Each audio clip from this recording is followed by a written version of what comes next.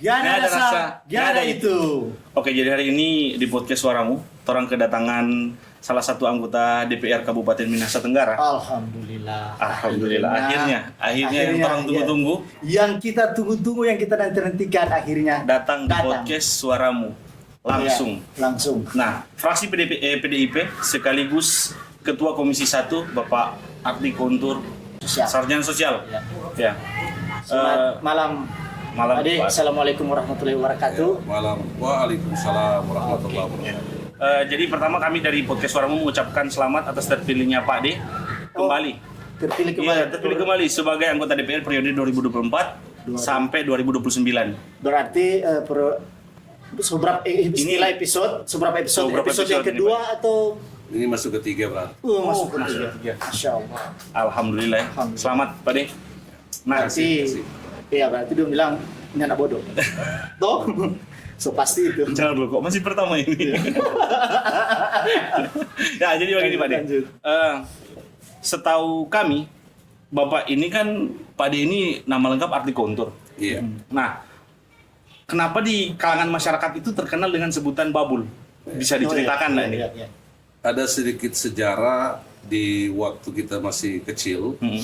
Ini sebenarnya saya nak menyebutkan nama siapa yang memberikan gelar ini karena orangnya sudah almarhumah. Kebetulan bertetangga dengan orang tua saya waktu itu di Desa Boku.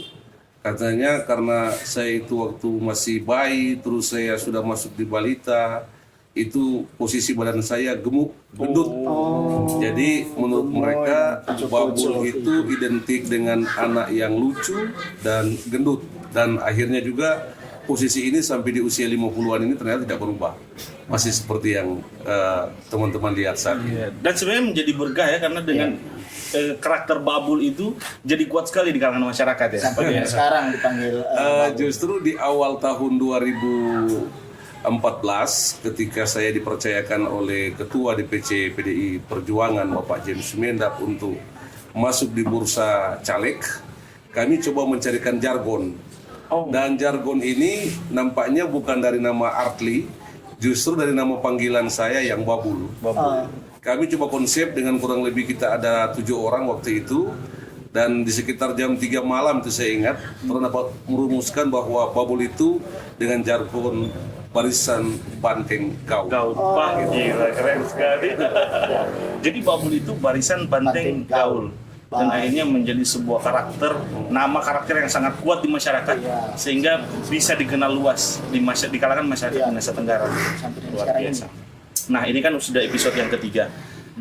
Kira-kira nih Pak De, bisa dijelaskan nih selama 3 episode ini bagaimana karir seorang Bapak Arti Guntur secara pribadi? Secara pribadi, sebenarnya saya bermula di tahun 97 itu. Saya lulus SMA tahun 94. 97 itu saya dipercayakan waktu itu oleh almarhum Kepala Desa Bapak Ahadin Pelialu sebagai sekretaris desa di Desa Buku. Yang waktu itu kita masih ada, yang sekarang sudah terpecah 6 desa, kita masih entero kan waktu itu.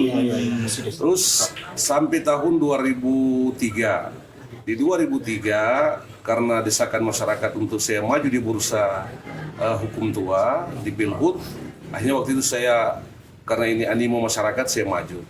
Dan alhamdulillah pada proses pemilihan itu saya terpilih, walaupun prosesnya 3 kali lari waktu itu. Iya, 3 kali lari.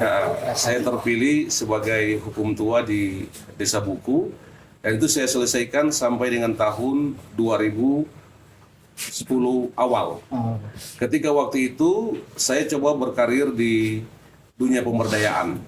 Saya masuk di program yang namanya PNPM MPD, Program Nasional Mandiri Perdesaan.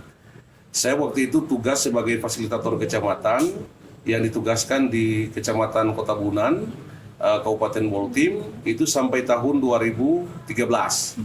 Di 2013 pada bulan Oktober, saya dipromosikan sebagai asisten Faskap. Jadi naik 1 tingkat. Waktu itu saya ditugaskan di Talaut selama 11 bulan di sana. Akhirnya saya harus berhenti dari fasilitator karena waktu itu saya masuk sebagai caleg. Di 2014 saya hanya bisa meraup suara 670-an waktu itu. Saya tidak mendapatkan kursi, tapi tidak disangka Di Januari 2019, Ketua DPRD Minahasa Tenggara yang notabene ada di Dapil 2, almarhum Bapak Taufik Watuseke, meninggal dunia, dan waktu itu posisi keempat adalah saya sebagai PAW, kurang lebih selama 8 bulan. Nanti disitulah saya kembali bertarung di 2019, terpilih definitif sampai dengan di 14 Februari 2024 ini terpilih lagi. Jadi ya seperti itulah selayang pandang sedikit yang karir saya, walaupun waktu itu di 2014 ketika saya tidak jadi caleg, saya berkiprah lagi kembali ke dunia pemberdayaan. Tapi waktu itu saya sebagai pendamping desa P3MD, yang orang bilang sekarang istilahnya pendamping desa dana desa. Waktu itu saya bertugas di Kecamatan Belang sampai dengan proses PAW di 2019. Jadi memang beliau untuk perjalanan karir terlebih khusus di karir politik ini sudah mumpuni, kita rasa sudah mumpuni. Lama berarti, Iya. memang lumayan. Sampai itu orang sampai sekarang tuh masih terngiang tuh. Yang waktu pemilihan baru-baru, ya kan, beliau ya mungkin sudah rahasia umum masalah itu yang waktu di desa Watulinei. Oh, Ya kan? Ada salah di tempat salah satu calon juga, dan beliau memberikan statement dan mungkin riuh atau seperti apa sampai ada polisi. Itu Pak D, bagaimana Pak DP klarifikasi mungkin atau tanggapan tentang sebenarnya masalah apa sih Pak D kejadian waktu itu? Jadi waktu itu kebetulan keluarga saya di sana karena mama saya kan orang Watuluneng. Oh, Kebetulan lokasi yang dibuat di situ adalah kakak dari almarhumah mama saya. Di situ keluarga berkumpul membuat acara syukuran. Saya sampai di situ sudah agak sekitar jam 10 apa jam 11. Tapi sebelum saya berbicara waktu itu, keluarga berkumpul menyampaikan. Nah ini kan masalahnya kayaknya ini antara kubu A dan kubu B ini ya biasa. Di demokrasi ini kan kalau orang biasa bataru dijadikan ajang untuk bataru. Nah, waktu itu kita jelaskan, kita bilang pada orang supaya tidak perlu. Nah, dia bilang coba tolonglah disampaikan. Tanpa berpikir panjang lebar dengan tujuan bahwa agar ini istilah pertaruhan ini tidak akan terjadi lagi. Saya membuat bentuk penjelasan. Jadi pertama, berdasarkan dengan data C1 yang ada di PDI Perjuangan. Saya sudah melihat waktu itu posisi Demokrat ada di mana, siapa yang jadi dan siapa yang tidak jadi. Kedua, saya pegang database-nya yang dimiliki oleh Pemkab Mitra. Saya juga lihat di situ siapa yang jadi dan siapa yang tidak jadi. Terakhir, saya mendapatkan data dari Panwas, baik Panwas Kecamatan Belang maupun Panwas Kecamatan Ratatotok. Sehingga kesimpulan saya dari penjelasan itu bahwa untuk Demokrat ini si A ini yang jadi dan si B tidak jadi. Kayaknya dengan penjelasan saya itu mereka tidak terima. Tapi ketika juga hasil akhir pleno terjadi di pleno kecamatan sampai pleno KPU, akhirnya juga mereka menyadari bahwa benar apa yang sudah saya katakan sejak awal. Tapi ya berbicara sebagai seorang politisi, hal seperti menurut saya itu hal biasa, bukan hal luar biasa, ya kan?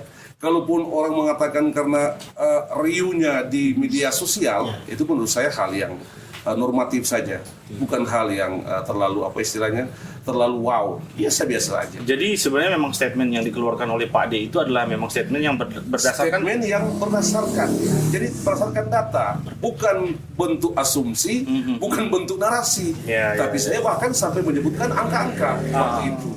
Ya namanya kan biasanya sih begitu kan, orang yang beruntung biasanya tidak menerima kan. Tapi ya ketika endingnya mereka tahu bahwa apa yang saya jelaskan itu benar, aja juga mereka diam kan, ya toh, dan menerimalah bentuk kenyataan itu.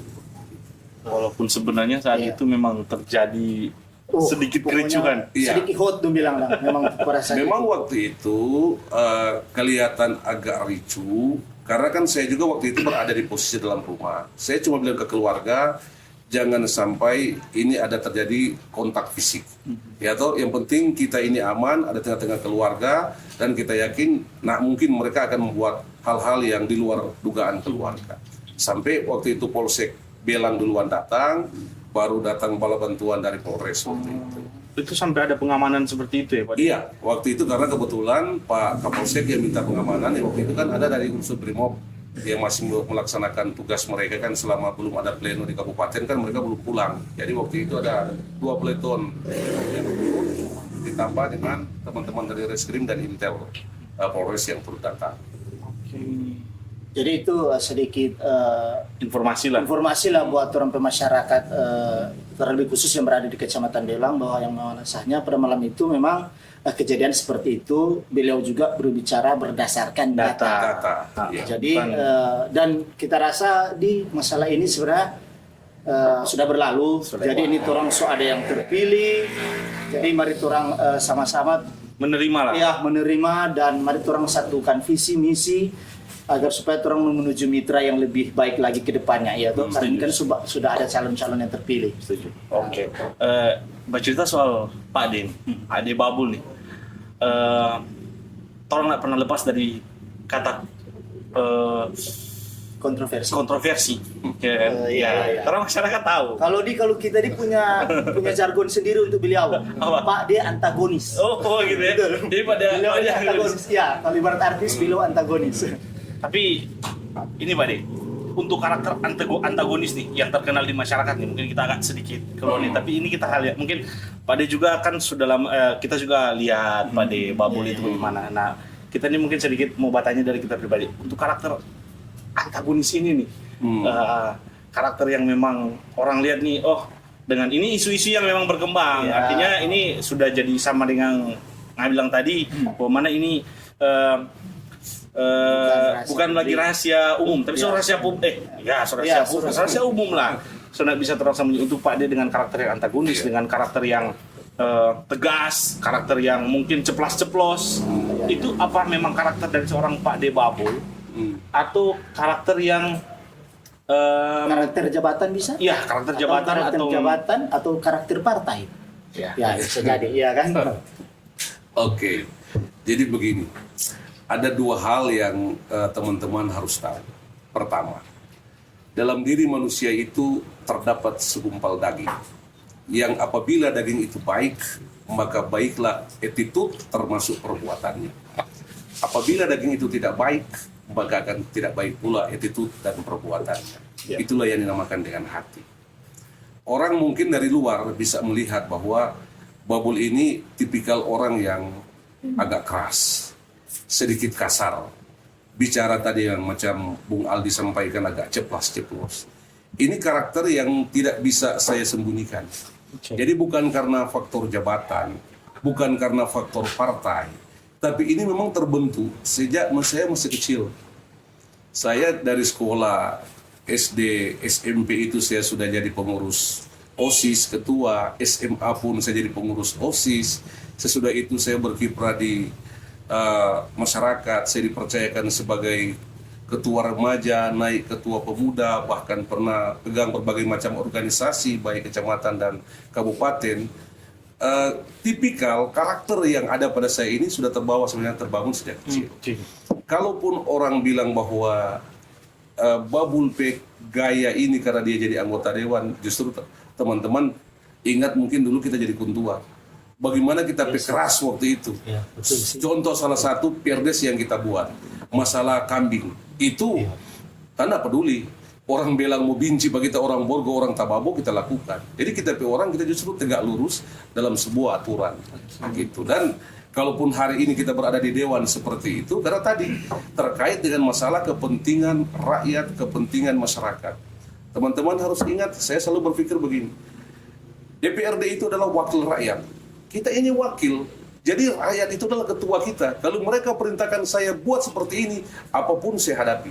Demi tadi, soal masalah kepentingan rakyat. Nah, kedua, ada sebuah kata teduh yang kita harus sampaikan ke teman-teman.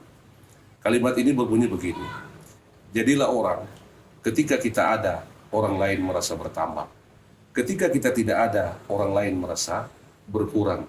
Jangan kita menjadi orang, kita ada ataupun tidak ada, orang lain tidak merasa apa-apa. Jadi justru dengan 2 prinsip awal dan akhir ini yang saya pegang.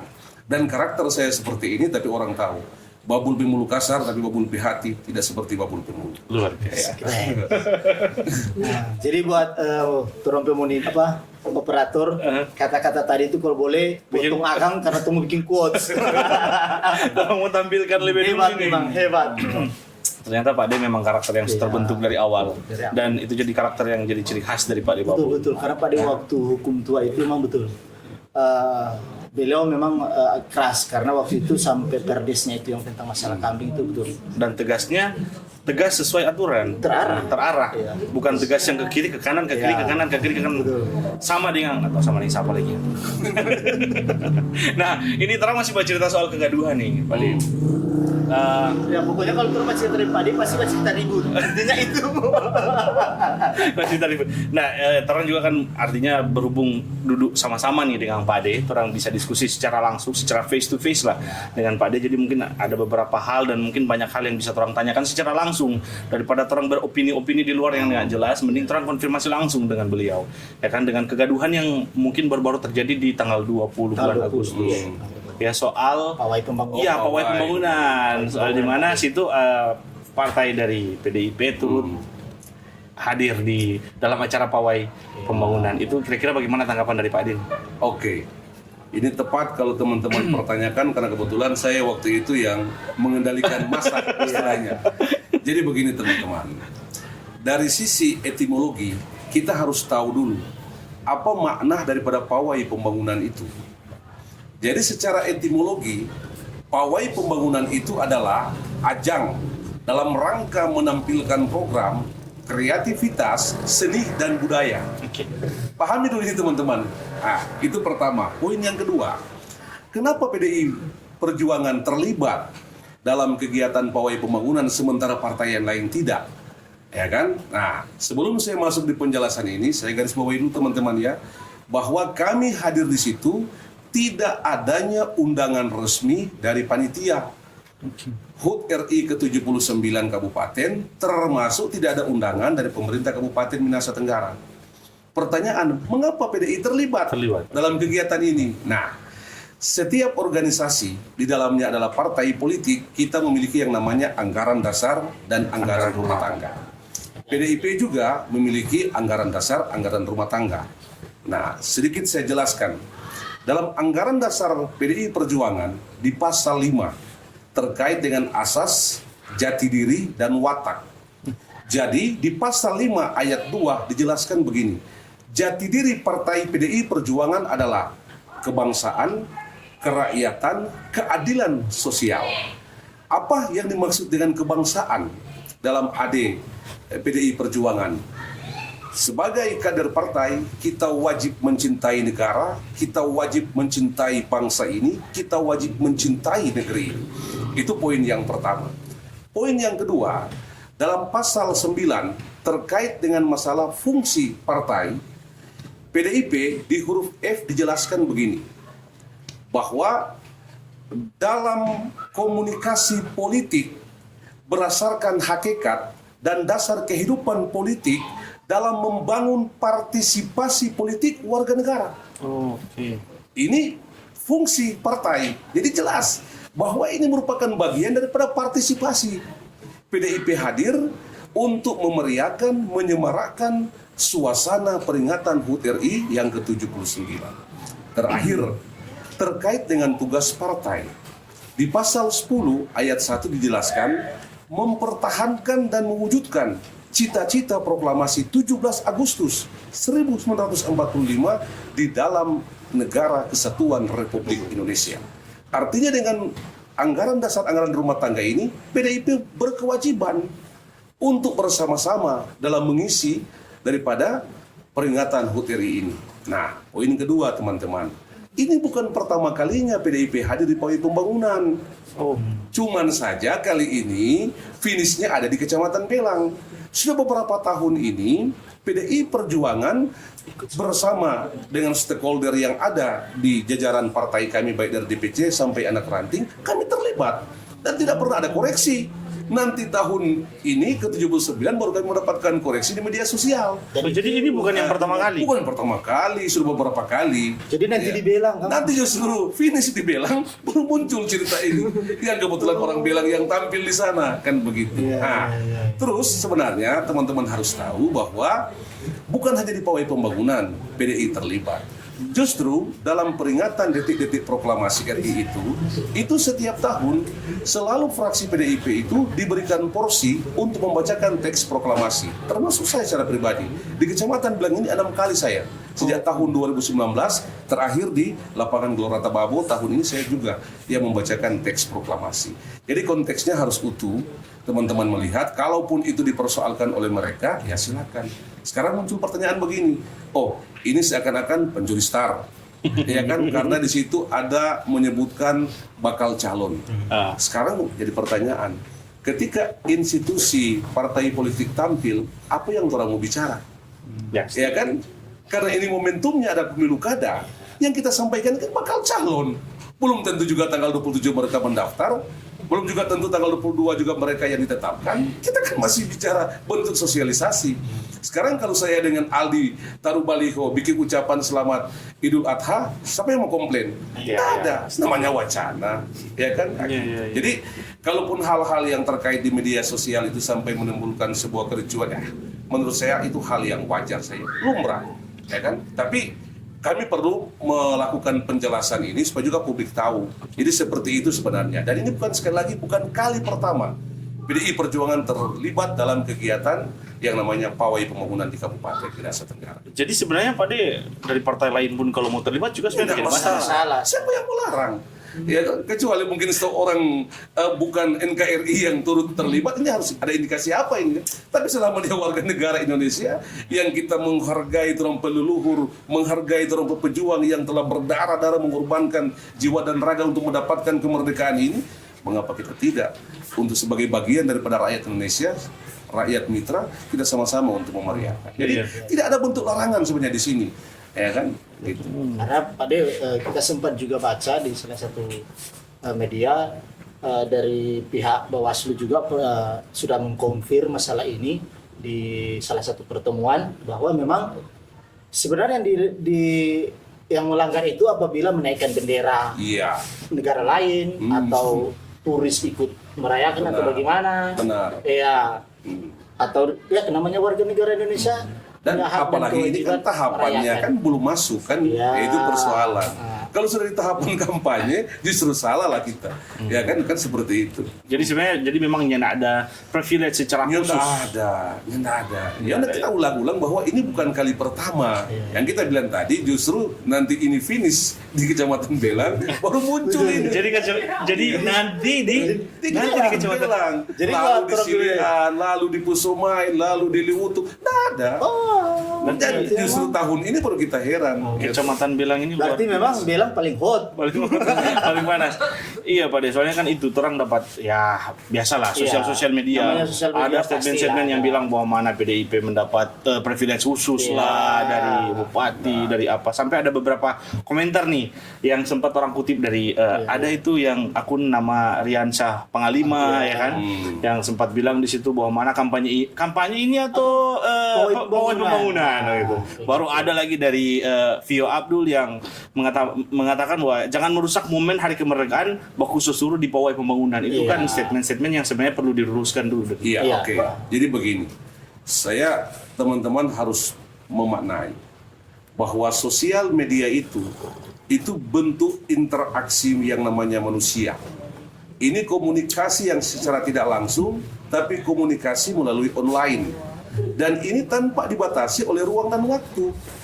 Tapi yang sangat disesalkan kan, kalau mereka memberikan status ataupun komentar dan tidak mengetahui intisari persoalan, itu yang justru ribet, ya kan?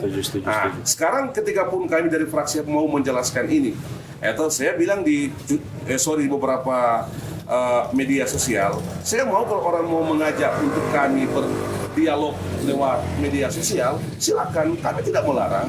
Tapi tolong jangan menggunakan akun palsu supaya begini, ketika saya menjawab orang ini, saya tahu orang ini ada di mana, alamatnya jelas.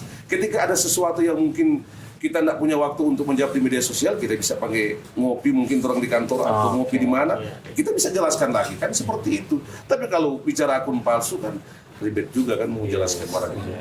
Gitu. Itu sama yang baca cerita di angin. Nah, seperti itu kira-kira. Jadi berarti Pak De, kalau misalnya kita netizen nih, kita bisa tempatkan kita pendiri itu sebagai netizen misalnya. Kita bisa dong berasumsi bahwa yang namanya kejadian pasti akan ada dampak. Iya. Ya kan? Nah, dan ini berdampak di masyarakat, pasti itu.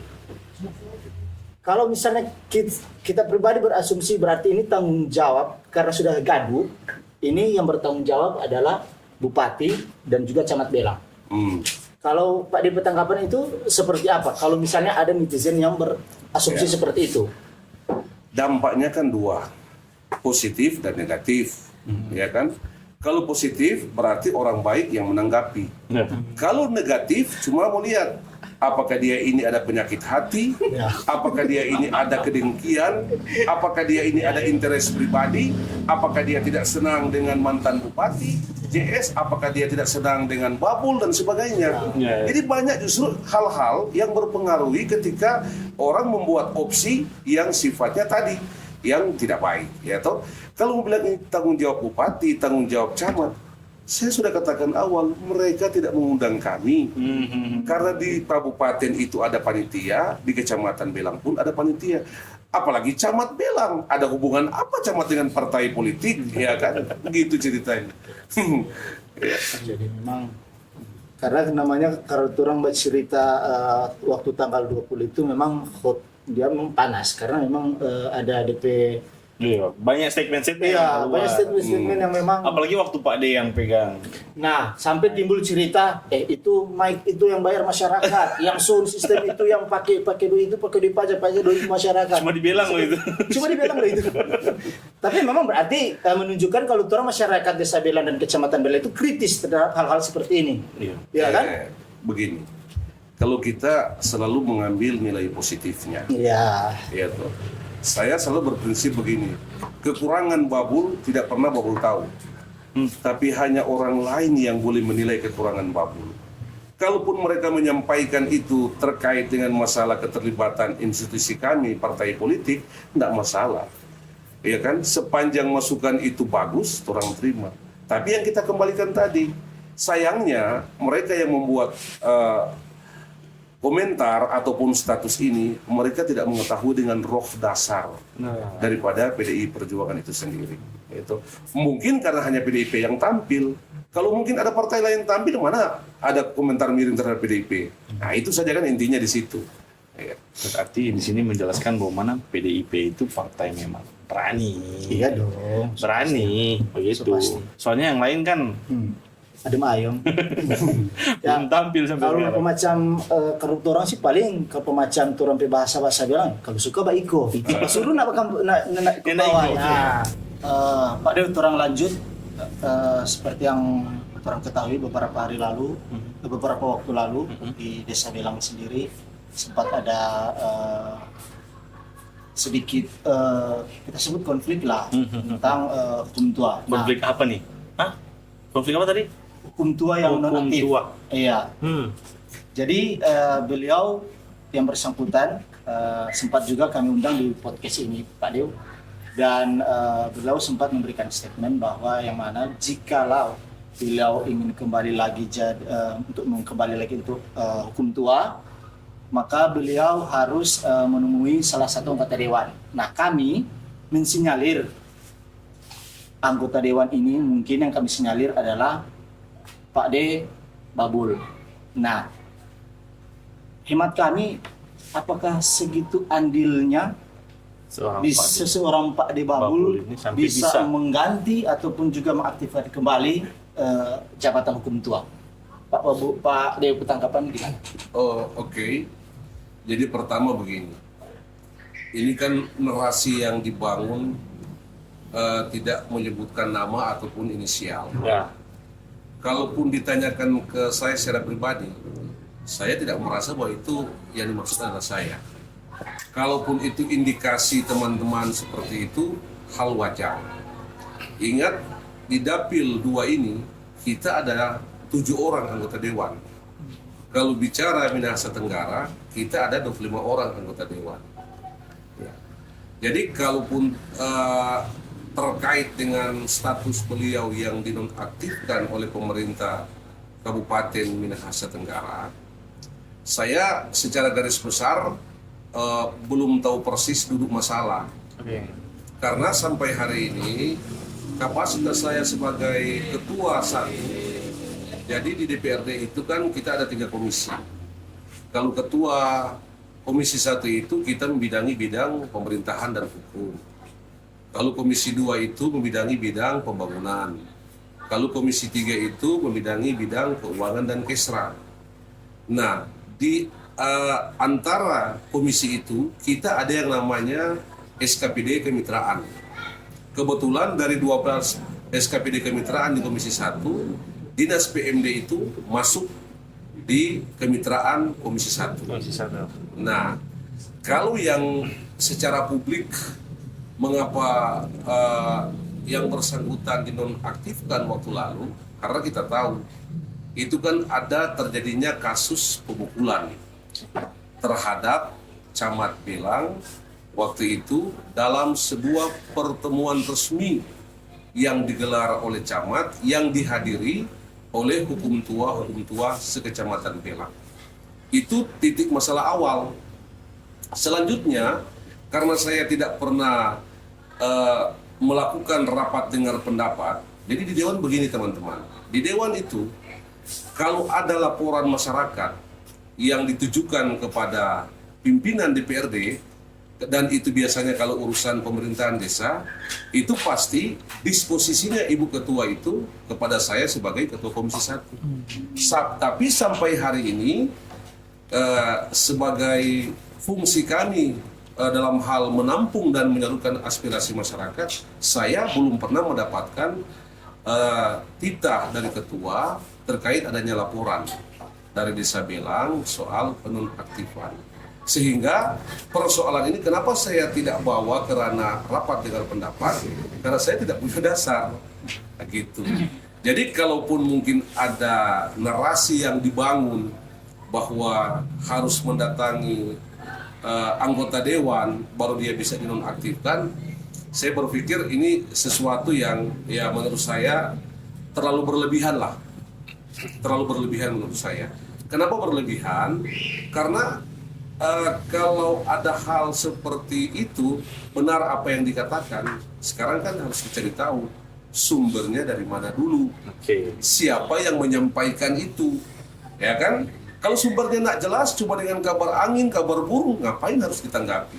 Tapi saya ulangi, saya tegaskan bahwa saya tidak merasa yang disampaikan itu adalah saya secara pribadi. Karena saya secara pribadi, teman-teman tahu, saya tidak pernah ada interest pribadi atau ada hal yang bermasalah antara saya dengan Ismet Abraham. Tidak ada. Justru waktu dia hukum tua, dia saya pikir salah satu teman saya yang aktif berkonsultasi terkait dengan masalah pemerintahan di desa. Kalaupun hari ini beliau mengatakan seperti itu di tempat ini atau di acara podcast ini, saya tidak tahu mungkin apa dasar beliau sehingga bisa mengungkapkan kata-kata itu. Mungkin tong salah orang. Bisa saja. Bisa saja. Mungkin tong salah orang.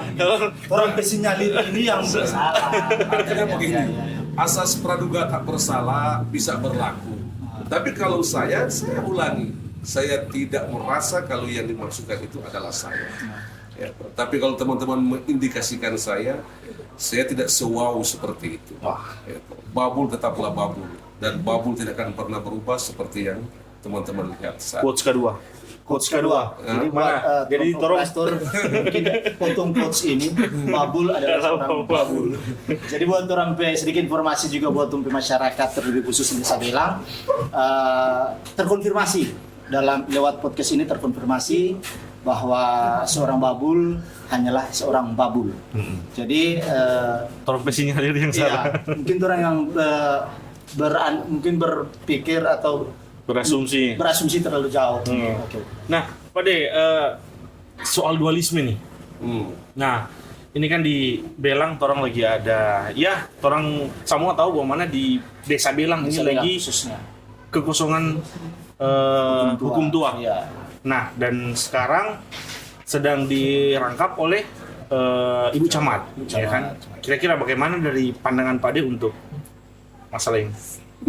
Jadi begini kan, Dualisme kepemimpinan ya. ketika hukum tua itu mendapatkan punishment, kalau kita mengacu di Undang-Undang Nomor 6 2014 tentang desa, yang saat ini sudah ada perubahannya di Undang-Undang Nomor 3 2024 tentang perubahan kedua Undang-Undang Nomor 6 2014 tentang desa, kalau adanya punishment atau sanksi yang diberikan oleh pemerintah kabupaten ataupun pemerintah kecamatan kepada hukum tua itu, maka jelas untuk menjaga kekosongan marwah pemerintahan di desa itu harus diisi dengan yang namanya pelaksana harian atau pelaksana tugas. Yang saya tahu kalau waktu lalu itu Pak Jamil Henur itu sebagai penjabat hukum tua di Desa Belang. Ketika Jamil Henur selesai waktunya masuk di purna pensiun, maka untuk menjaga kekosongan ini jangan sampai ada hal-hal yang sifatnya emergensi. Contoh, bencana waktu lalu terjadi. Iya kan? Banjir bandang. Itu kalau tidak ada penunjukan PLH atau PLT, maka ini pun akan jadi bermasalah terhadap rakyat di Belang ini. Nah, ada dua kewenangan yang teman-teman harus tahu. Kalau dia pelaksana harian, itu hanya penunjukan oleh camat lewat SK atau surat tugas camat. Nah, persoalan kalau dia cuma PLH dan terus mendapatkan rekomendasi atau surat tugas camat, itu akan kendala ketika ada hal yang terkait dengan masalah penggunaan dana desa. Itu masalahnya. Kenapa masalah? Karena itu akan ada kan di dana desa itu istilahnya ceker-meker, approval di situ. Itu biasanya yang mengendalikan itu adalah hukum tua. Nah, kalau di BSG, di Bang Sulut, mereka nggak akan terima ini kalau cuma SK camat. Minimal itu harus SK kepala dinas atau asisten 1 atau sekda. Karena kalau dia sudah bupati atau pejabat bupati, berarti sudah posisi penjabat. Sehingga setahu saya posisi camat hari ini diberikan tugas oleh pimpinan dari kabupaten sebagai pelaksana tugas. Bukan sebagai penjabat hukum tua. Jadi itu beda ruangnya di situ, teman-teman. Artinya kalau pelaksana tugas itu masih berpeluang saudara Ismet Abraham ini bisa dikembalikan karena bukan penjabat di sini. Ya kan, cuman yang kita kembalikan tadi, saya tidak tahu roh dasarnya di mana kan itu. Karena secara teknis ini ada di dinas PMD.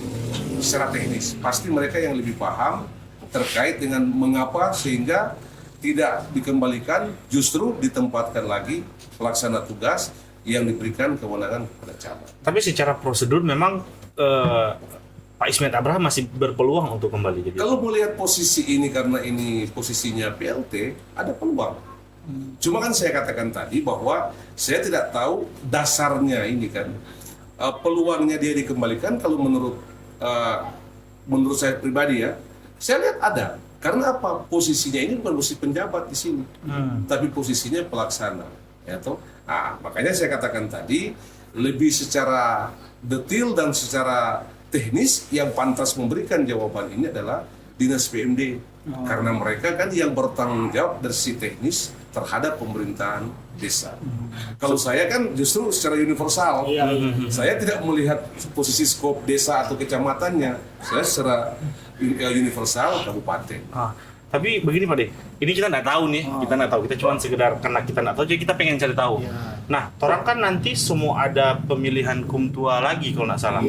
Nah, untuk dengan posisi Pak Ismet yang kan ini dinonaktifkan, apakah bisa dilakukan kalau untuk tiba waktunya untuk pemilihan ulang hukum tua, itu tidak masalah?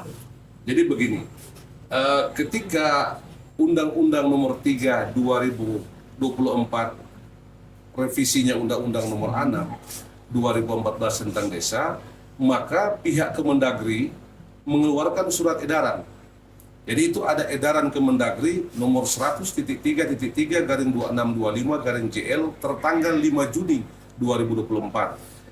Kalau di Undang-Undang nomor 3 ada di pasal 118 tentang perpanjangan waktu kepala desa menjadi 8 tahun. Termasuk yang kemarin kita dengar itu kan ada pengukuhannya yang dilaksanakan di Rakatoto. Nah, kalau spesifik terkait dengan posisi Belang, ya atau hari ini, karena kalau tadi pertanyaan Bung Aldi masalah pemilihan yang mungkin dilaksanakan tahun depan, apakah Belang bisa masuk? Saya kembali ke konsisten dengan jawaban awal saya tadi. Yang lebih teknis menjawab ini justru adalah Dinas PMD. Iya. Iya, setuju sih. Jadi Pak D bercerita sesuai koridornya dan tidak mau melangkahi dari dinas yang terkait lah begitu. Tapi setidaknya orang kalau masyarakat awam juga kadang bertanya dong, dari seorang Pak Deu nih, Pak Deu Babul, ada solusi enggak dari masalah ini? Karena kita ketahui bersama Ismet Abraham ini dipilih oleh rakyat, dipilih oleh masyarakat. Pak Deu punya solusi enggak? Ada logika yang bilang begini, bukanlah masalah kalau tidak ada solusinya. Kalau ini dianggap masalah, pasti ada solusinya. Kan itu letak rohnya, sukmanya di situ kan sebenarnya. Sekarang kalau pertanyaan, apakah ada solusi? Pasti ada. Tidak mungkin tidak ada solusi, iya kan? Coba kita balik lagi kita ke komitmen awal. Yang lebih pantas untuk memberikan statement ini adalah Dinas PMD. Yaitu kenapa saya kembali ke Dinas PMD? Karena tadi saya katakan saya sampai hari ini sebagai Ketua Komisi 1 DPRD Mitra, saya belum pernah menyentuh persoalan ini. Karena ada laporan masyarakat sehingga saya harus panggil Ismet, saya harus panggil camat, saya harus panggil Dinas PMD, saya harus panggil SN 1 untuk kita duduk bersama RDP. Belum pernah, karena tidak pernah ada laporan sampai di DPRD sampai hari ini. Itu persoalannya. Jadi memang itu solusi dari Iya. Pak D untuk Jadi buat orang masyarakat di rumah juga sampai dengan sekarang ini ya seperti sudah terkonfirmasi juga dari Pak Deu Babul bahwa yang memang yang bisa menjawab ini adalah Dinas PMD.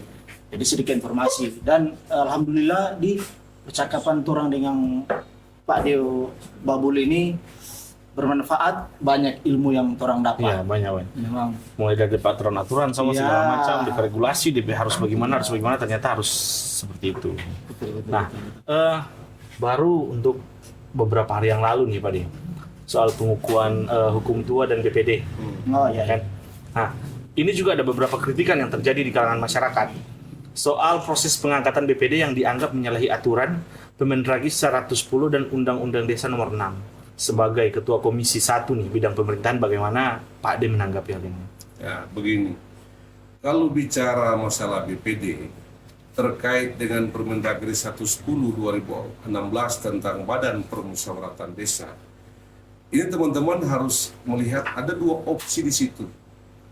Dua opsi, pertama, BPD itu dapat dipilih secara demokratis, dan yang kedua, BPD itu dapat dipilih secara musyawarah mufakat.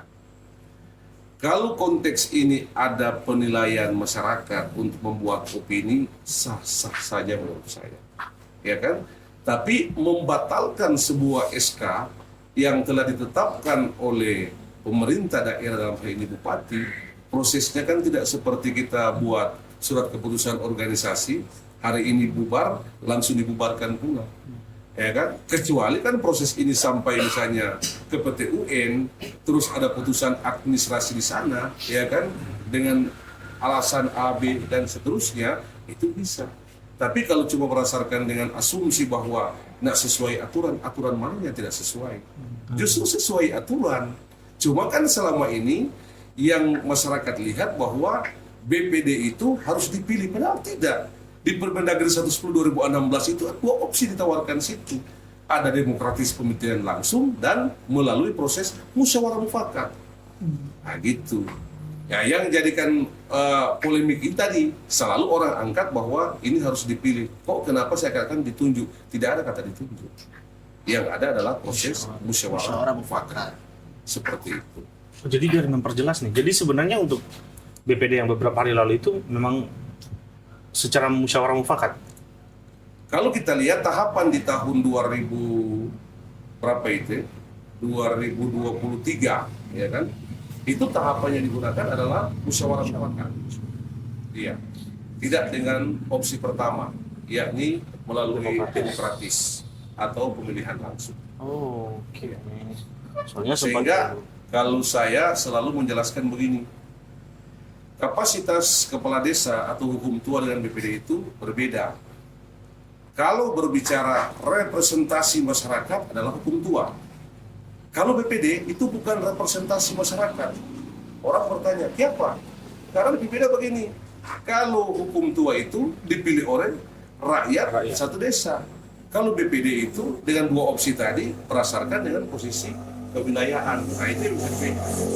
Makanya kan opsi ini yang seringkali saya lihat nak nyampe ke masyarakat soal penjelasan ini. Tapi memang harus ada sosialisasi. Iya. Bahwa yang untuk DPD sendiri ada dua opsi, dipilih atau musyawarah mufakat. Nah itu mungkin kebanyakan masyarakat juga yang nggak paham soal ini kan Pak De. Iya. Makanya banyak asumsi-asumsi. Iya, dan alhamdulillah hari ini terkonfirmasi juga buat informasi juga buat orang masyarakat di rumah bahwa untuk isu-isu yang berkembang tentang pengukuhan DPD ini, ya jawabannya itu memang ada dua, Demokrasi, dipilih atau musyawarah mufakat. mufakat. Dan mungkin yang terjadi itu adalah musyawarah mufakat. Itu. Oke, jadi memang itu sesuatu yang memang sudah sah. sudah sah. Jadi memang sudah bisa memilih apa-apa. Ya. Nah, orang Pak De juga di sini ada kedatangan audiens. Jadi dari aktivis mahasiswa, pemantau pemilu dan organisasi kepemudaan. Mungkin ada pertanyaan dari dorang yang mungkin bisa dorang pertanyakan langsung kepada Pak De ini. Mau mic atau Bagaimana? ada? Oke. Oh biasa. Biasa Jo? Oke, siap. Terima kasih. Assalamualaikum warahmatullahi wabarakatuh. Rupiah begini pertanyaan akhirat ini. Jadi suatu hal yang langka kehadiran Ketua Komisi 1 di tengah podcast Suara hari ini. Perkenalkan, nama saya Mario Kaluku dari Pemuda Muhammadiyah. Izin Pak De, saya keluar dari konteks yang sudah dibahas tadi. Boleh. Pak De, kita ketahui bersama Ketua Dewan Masjid di Kabupaten Minahasa Tenggara. Nah, beberapa bulan yang lalu itu, Pak De sebagai Ketua Dewan Masjid melimpahkan Masjid Agung itu yang berada di ibu kota Kecamatan Minahasa Tenggara, tepatnya di Rataan, Masjid Nurul Hasan Rataan. Masjid Agungnya itu dipindah di Desa Buku, tepatnya di Masjid Al-Ikhlas. Nah, saya sebagai mantan ketua Remaja Masjid Nurul Hasan 2 periode, saya mengatakan bahwa hal itu dasar apa Bapak sebagai ketua Dewan Masjid memindahkan Masjid Agung ke Desa Buku. Artinya Bapak tidak membaca aturan dalam hal ini. Bapak sebagai ketua Dewan Masjid sudah pergi studi banding sampai di ke Gorontalo, itu hanya buang-buang uang negara menurut saya. Artinya dibaca kembali lah aturan-aturan hal itu. Tapi kalaupun Bapak sebagai ketua Dewan Masjid punya pandangan tersendiri, ya kami persilahkan untuk dapat menjawab supaya masyarakat juga di Rataan itu sendiri dapat mengetahui apa dasar memindahkan Masjid Agung ke Desa Buku. Kalaupun Masjid Nurul Hasanah tidak layak sebagai Masjid Agung, ya pemerintah harus layakkan. Kalaupun pemerintah ingin buat Masjid Agung yang mewah dan megah, ya silahkan dibuat di tempat lain. Biarkan itu menjadi masjid kecamatan, masjid jami namanya. Yang kedua, Pak De, yang tidak perlu dijawab oleh Bapak itu sendiri sebagai ketua Komisi 1 bidang pemerintahan, hal ini tidak perlu dijawab. Saya sebagai ketua Pemuda Muhammadiyah Kabupaten Minahasa Tenggara meminta secara khusus kepada Bapak untuk dapat menangani persoalan dugaan pemalsuan dokumen yang melibatkan hukum tua Desa Rata Totok Marnex Kamudi. Sampai dengan saat ini sedang dalam proses penyelidikan di Polres Minahasa Tenggara. Hal ini saya meminta secara langsung kepada Bapak untuk dapat menangani persoalan tersebut. Mungkin sekian dari saya. Terima kasih. Jadi ada satu Oh, iya. pertanyaan, Satu pertanyaan, dan satu ada mungkin satu permintaan. iya. Nah, bisa terang langsung ke. Iya, silakan Pak Dew. Oke, makasih Mario. Jadi pertama, kalau berbicara regulasi, tidak ada kewenangan itu dari Dewan Masjid Indonesia untuk menentukan status Masjid Agung yang ada di kabupaten. Justru saya satu-satunya ketua DMI di Mitra ini yang mendorong pihak pemerintah kabupaten bersama dengan pihak Kementerian Agama. Jadi kalau bicara kewenangan, justru kewenangan ini ada di Kementerian Agama, bukan di Dewan Masjid. Jadi kalau paradigma yang muncul bahwa ini rekomendasi karena saya sebagai ketua DMI, ini keliru. Ini harus diluruskan, ini keliru. Nah, waktu lalu saya justru bersama dengan Majelis Ulama, termasuk Ormas Islam di Mitra, termasuk dengan Kepala Kantor Kementerian Agama yang waktu itu Pak Sutarji, kami melaksanakan rapat bersama. Nah, waktu itu saya ingat di pertemuan itu, saya mengusulkan dalam rangka untuk penetapan Masjid Agung di Minahasa Tenggara, kalau memang tadi yang Mario bilang secara aturan jelas, bahwa Masjid Agung itu berkedudukan di ibu kota kabupaten, tidak di kecamatan. Tetapi ada beberapa kabupaten yang memang letak daripada lokus Masjid Agung itu tidak di kabupaten. Saya agak lupa sedikit Mario regulasinya itu, tapi saya masih ingat-ingat bahwa ada beberapa persyaratan yang harus dipenuhi untuk menjadikan posisi Masjid Agung itu. Di antaranya dari sisi jumlah kakak. Yang kedua dari sisi bangunan. Yang ketiga itu punya lahan parkir yang memadai. Yang keempat dia harus memiliki kantor. Karena kalau masih di masjid itu istilahnya masjid jami ataupun yang lain di desa itu kan masih menggunakan nomenklatur Badan Takmirul Masjid. Tapi kalau sudah posisi Masjid Agung, BTM ini berubah menjadi BKM. Dia jadi Badan Kemakmuran Masjid, dia di situ. Nah, sementara SK itu bukan SK DMI, bukan SK Kementerian Agama, itu SK-nya SK Bupati untuk penetapan Masjid Agung. Sehingga yang akan mensahkan itu adalah Bupati. Mengapa SK Bupati? Karena sebentar kedudukan Masjid Agung itu akan menjadi aset pemerintah Kabupaten Minahasa Tenggara. Sehingga terkait dengan seluruh pembiayaan, termasuk itu insentif imam, karena kalau Masjid Agung itu akan ada 2 imam dia. Ada istilahnya imam besar, yang dia cuma tampil di hari-hari tertentu, di waktu-waktu hari-hari besar Islam. Dan kedua ada imam yang untuk khusus di 5 waktu. Salat 5 waktu.